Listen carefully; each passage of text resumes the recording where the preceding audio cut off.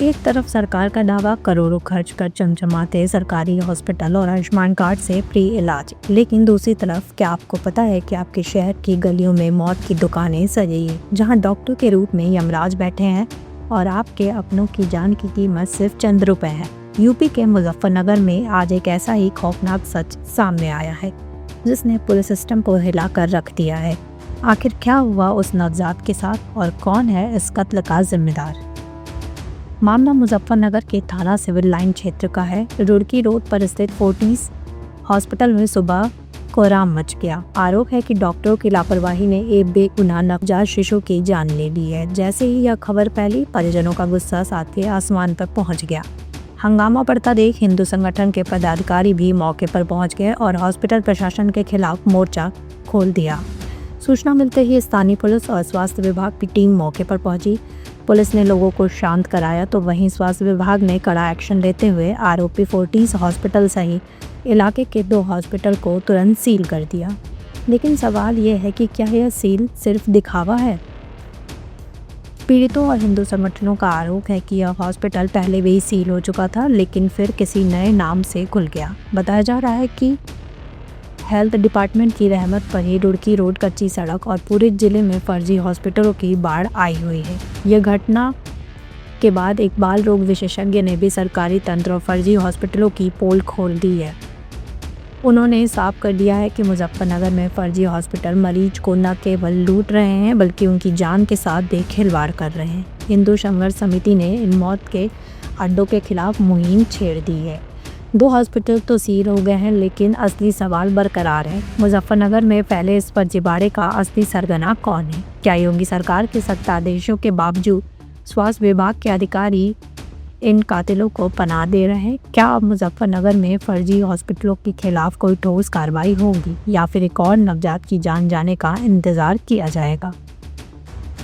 भाई लापरवाही से हुई है, डॉक्टर है नहीं, वरना डॉक्टर होता तो भागता, ये बंद होती। यहाँ स्टाफ ये लड़के हैं, सब आपस में जितने भी हॉस्पिटल मिलके चलाते हैं। ये एक बड़ा नेक्सिस है, कमीशन बेसिस पे काम होता है। और हाल ये हो रखा है कि भर्ती करो, 50% हम देंगे तुम्हें। इन्हीं बेचारों के पैसे से वो होता है, इन्हीं बेचारों का जैसा इन्होंने बताया 9,000 रुपये का ऑपरेशन है। 2,000 में ऑपरेशन कैसे कर दोगे तुम? 2,500 तो तुम्हारा वो सर्जन वो ले आता है एनेस्थीसिया वाला, उसके बाद तुम काटते हो ही नहीं सकता। ये इतना बड़ा नेक्सिस है इनके, 25-25 हज़ार का बिल बनाते हैं। और दूसरा सब टेक्नीशियन सारी जगह, इतने अस्पताल हो गए रुड़की रोड पर, तो वहाँ से देख के लास्ट तक चले जाइए, किसी पे डॉक्टर नहीं। किसकी लापरवाही मान रहे हैं डॉक्टर साहब? विभाग की। हमारे क्यों मिल रही है इनको? जब से कोरोना हुआ है, कोरोना में से पहले कोई इतने हॉस्पिटल नहीं थे, डॉक्टरों के ही हॉस्पिटल थे। कोरोना के बाद इन्होंने कोरोना में वैक्सीनेशन ने हॉस्पिटल बनाया और धंधा बना दिया, कमाई का धंधा बना दिया है कि बस कोरोना के बाद सबको लाइसेंस मिलता चला गया और विभाग पैसे खाता चला गया। सिर्फ 2 दिन के लिए सील लगती है, हाँ? फिर खुल जाती है। हाँ? क्या कहेंगे? तो सब कुछ करा लो। मैं कह रहा हूँ किसी का मर गया, लो पैसे दो, ठीक हो जाएगा, सजा मिलेगी नहीं होने का। आप ये देखिए, आप ये आज खुल रही है, मैं गारंटी दे रहा हूँ किसी और नाम से पूछो, फिर दोबारा खोल देंगे यही लड़के, फिर काम करेंगे। ये न्यू लाइफ है, कल को लाइफ लाइन बन जाएगा। एक ही जगह पे 3 हॉस्पिटल हैं जरा से हॉल में, क्या ये मानकों पे पूरे उतरते हैं? किसी भी तरीके से नहीं। अगर आग जल जाए तो आप लाता हो, आग लग रहे सब मर जाएंगे। इसी तरह है, बहुत सी सुविधा है यहाँ पे। फायर के नाम पे कुछ नहीं, CCTV कैमरा नहीं, फैसिलिटीज नहीं है, बेचारे मरीजों को मारा जा रहा है। लगातार मीडिया भी आवाज़ उठाती है, हिंदू संगठन भी आवाज़ उठाते हैं, लेकिन फिर भी कोई कार्रवाई नहीं। क्योंकि बता रहा हूँ डॉक्टर की टीम साथ नहीं है, पर मेरे जैसे कुछ लड़के डॉक्टर हैं, वो हम साथ देंगे पूरा। हम बताएंगे ना क्या कैसे। पूरा परिचय दीजिए आप। मेरा नाम डॉक्टर आशीष बालियान है, मैं सदर बाजार में गली नंबर 2 में बैठता हूँ। नवजीवन हॉस्पिटल है मेरा, बच्चों का ही मैं चाइल्ड स्पेशलिस्ट। पर इन्हें बंद कराने में इन हिंदू संगठन के साथ में अपना पूरा साथ दूंगा। मेरे कई डॉक्टर हैं, हम साथ देंगे। हम आपके आभारी हैं सर, अब पूरा हम बिल्कुल निश्चित रूप से। मेरा नाम रुकैया है जी, बताइए। और मैं बच्चे की फूफो हूँ। हमने यहाँ पे बच्चा एडमिट किया था और हमारे यहाँ पे बच्चे की नॉर्मल डिलीवरी हुई है। डिलीवरी होने के बाद बच्चे को कहा ICU में रखा जाएगा। वहाँ रखने के बाद बच्चे को 1 दिन के लिए कहा 1 दिन रखा जाएगा, दूसरे दिन उसको छुट्टी दे देंगे। लेकिन दूसरे दिन हमने कहा बच्चा हमारा कैसा है? बोले ठीक है, बच्चा नॉर्मल है, जांच होगी। हमने ब्लड टेस्ट कराया, उसमें हमारी रिपोर्टें नॉर्मल आई। फिर हमने CT स्कैन कराया, वो भी हमारी नॉर्मल आई। बच्चा नॉर्मल होने के बावजूद 3 दिन तक के यहीं रहा। फिर उसके बाद 6 दिन के बाद 2 दिन के बाद हम बोले हमारे बच्चे को छुट्टी दे दो। कहने लगे बच्चे को भी छुट्टी नहीं देते हम, बच्चे की भी थोड़ी कंडीशन ख़राब है, जब बच्चा नॉर्मल हो जाएगा तब दे देंगे। 3 दिन से हम रेगुलर बच्चे को लेने आ रहे हैं, हमारे बच्चा हमें दे दो, नॉर्मल है ठीक है, हमारे बच्चे को नहीं दिया जा रहा। छुट्टी कह रहे छुट्टी दे दो, लेकिन फिर भी जब बच्चा नॉर्मल है तो छुट्टी दे देनी चाहिए। अब बच्चा नॉर्मल है, हमारे बच्चे को छुट्टी नहीं दे रहे, हम आ रहे चले जा रहे, आ रहे चले जा रहे। रात में हमें 2 बजे फ़ोन करके बोला जाए तुम्हारा बच्चा सीरियस है, अपने बच्चे को तुम रेफ़र कर दो मेरठ के लिए। हम रात में यहाँ पे आए, हमारे साथ बदतमीजी की जा रही, सब स्टाफ हमारे साथ बदतमीजी कर रहे हैं। डिलीवरी किसने करी ये बताओ? डिलीवरी डॉक्टर मोहिन था और डॉक्टर नहीं थी, उन्होंने डिलीवरी की है। डिलीवरी डॉक्टर कर रहा है एक लेडीज़ की, और जब तक के डॉक्टर है लेडीज़ भी है तब तक के मतलब डिलीवरी होने के बाद हमारे बच्चे को ठीक ठाक था, बिल्कुल नॉर्मल था हमारा बच्चा। अब मार के हमारे बच्चों को दे रहे हैं कि अपने बच्चों को लेके जाओ, जब हमारा बच्चा नॉर्मल था, कोई प्रॉब्लम नहीं थी। किसकी लापरवाही मानते हैं आप इसमें? हाँ, इसमें पूरी लापरवाही है, डॉक्टर की लापरवाही है, पूरे स्टाफ की लापरवाही है। हमारे इस बच्चे के साथ बहुत बड़ी नाइंसाफी की गई है। फिलहाल अस्पताल में डॉक्टर हैं, चले गए हैं? कल से हॉस्पिटल बंद है, खुला ही नहीं है अभी तक। हम सुबह से यहाँ पे, और पुलिस के होने के बावजूद भी अभी तक वो मौजूद नहीं हुए यहाँ पे, अभी तक यहाँ पे हाजिर नहीं हुए। वो क्यों नहीं आए? और भी मरीज भर्ती हैं? और भी मरीज। कैसे उनका इलाज हो रहा है जब डॉक्टर या कर्मचारी कोई है? जब है ही नहीं यहाँ पे कोई। अंदर भी बच्चे हैं, बंद है, वो भी अब तक नहीं खुला है। लापरवाही की जा रही है, बच्चे को 8-8 दिन आईसीयू में भर्ती किया जा रहा है। आपने बताया पहले भी अस्पताल सील हो चुका है? 2 बार सील हो चुका है, फिर भी ये खुल जाता है, कोई कार्रवाई नहीं होती है। मेरी निवेदन यही है, जितने भी इस तरह के हॉस्पिटल है सब बंद होने चाहिए। सब पेशेंट गुरमा होते हैं, बच्चे मारे जाते हैं। पहले ही बच्चा था हमारा, 8 दिन तक के हमारा बच्चा रखा, मारने के बाद हमें दे रहे बच्चा लेके जाओ। अभी हंगामा कर रहे हैं आप सब लोग यहाँ पे, क्या चाह रहे हैं? हम बस हमारे यही है कि हमें बच्चा हमारा अब तो नहीं वापस आ सकता है, हमें कोई पैसा नहीं चाहिए, हमें सिर्फ इंसाफ चाहिए। हम चाहते हैं हमारा बच्चा, जैसे हमारे बच्चे के साथ ऐसा हुआ है, कभी किसी के साथ ऐसा ना हो। हम ये चाह रहे हैं हमें इंसाफ मिले, उनको हमारे सामने अरेस्ट किया जाए। जब तक कि हमारे सामने नहीं बुलाया जाएगा हम नहीं मानेंगे। हॉस्पिटल पे पहुंचे हैं आप, क्या मामला है, क्या सामने है? हम लोगों को अपने कार्यकर्ताओं के माध्यम से सूचना मिली कि आज रुड़की रोड पर जो ये फर्जी हॉस्पिटल खुले हुए हैं, यहाँ पर इनमें एक बच्चा एक्सपायर हुआ है।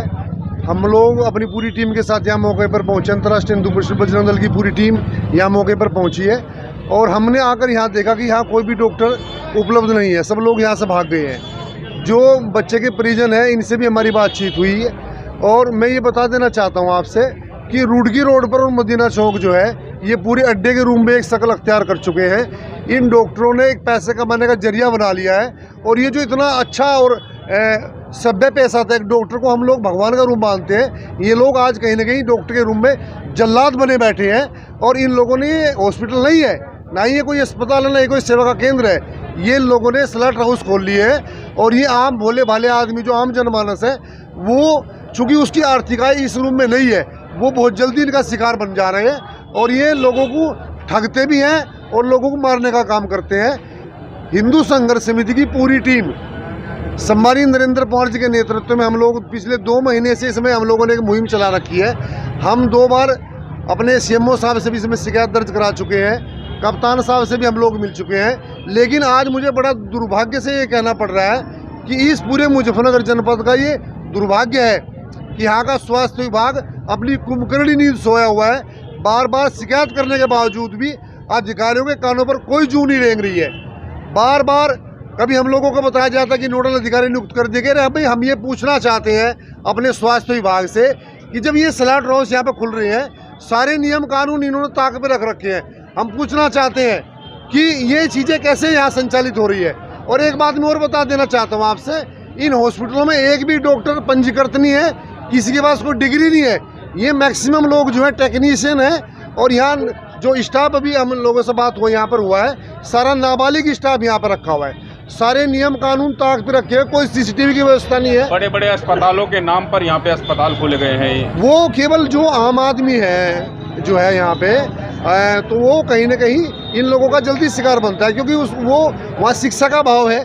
तो फोर्टिस करके जो अस्पताल का नाम यहाँ पे रखा है, तो वो केवल एक ठगने का जरिया है, एक बड़ा नाम करके जो है लोगों को आकर्षित किया जाता है। और इसमें हमारी स्वास्थ्य विभाग की आशा भी लगी हुई है। और ये जो प्रकरण आज यहाँ घटना ये घटी है, इसमें भी एक मांगी नाम की जो है आशा का नाम आ रहा है। और ये लोग उनको जो है लालच देकर, प्रलोभन बस उनको 2-4-5 हज़ार रुपये देकर उनको लालच बस जो है वो जो आशा यहाँ स्वास्थ्य विभाग में काम कर रही है, वो वेतन जरूर सरकार से ले रही है, लेकिन काम वो सलाह उठाओ उसके लिए करती है। वो इन भोले भाले लोगों को शिकार बनाकर यहाँ पर इन बच्चों को लाया जाता है। किस तरह की कार्रवाई की मांग करते हैं? हमारी जो है आपके चैनल के माध्यम से, समस्त मीडिया बंधुओं के माध्यम से, चूँकि हम सब लोग समाज के जागरूक नागरिक हैं और हम सबका दायित्व बनता है कि समाज में अगर कहीं भी कोई गलत हो रहा है उसके खिलाफ हमें अपनी आवाज़ उठानी चाहिए। और इसमें मैं एक बात और बता देना चाहता हूँ, पुलिस प्रशासन का पूरा सहयोग हमें पूर्व में मिला है, आज भी पुलिस प्रशासन का हमें पूरा सहयोग मिल रहा है। हमारा कहना सिर्फ ये है कि इस बच्चे के साथ न्याय होना चाहिए, इसके परिजनों को न्याय मिलना चाहिए और आगे से कोई भी बच्चा, कोई परिजन इसका शिकार ना बने। ये तमाम हॉस्पिटलों पर सील लगनी चाहिए। इनके खिलाफ गुणदोष के आधार पर जांच कराकर इनके खिलाफ कठोर कार्रवाई अमल में लाई जानी चाहिए। जी अस्पताल पे पहुंचे हैं, क्या मामला है? आज हिंदू संघर्ष समिति का एक पूरा जो जुड़े हुए संगठन है यहाँ पे मौजूद है, उसमें से काफ़ी लोग।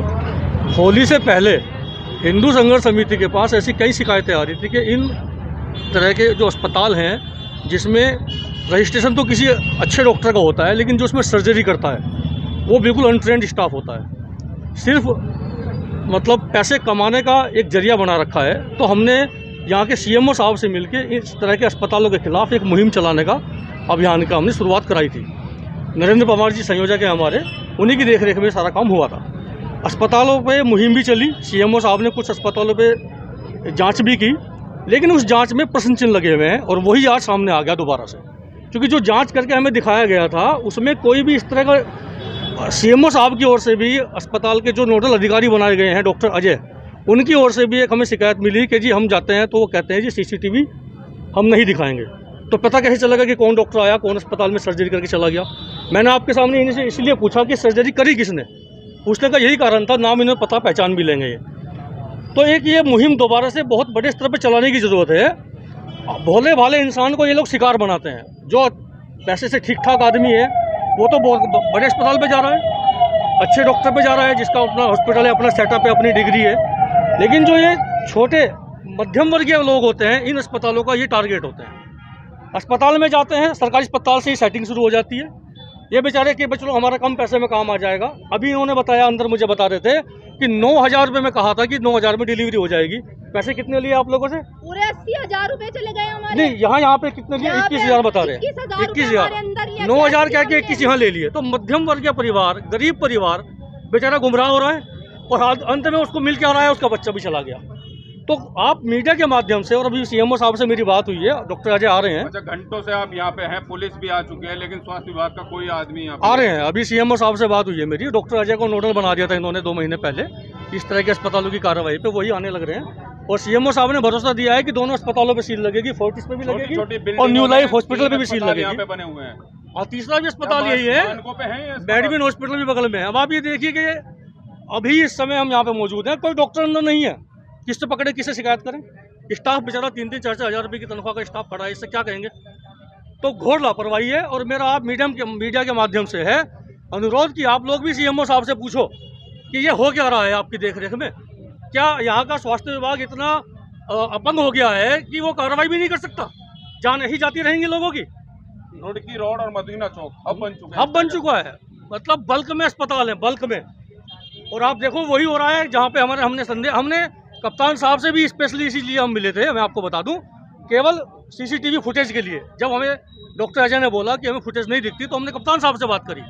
उनको चुनिंदा मैंने सिविल लाइन थाने की तकरीबन 40 अस्पतालों की लिस्ट दी है कप्तान साहब को कि इनकी सीसीटीवी की जांच कराएं और इनमें आदेश सख्ती से दें कि सीसीटीवी दुरुस्त रखें।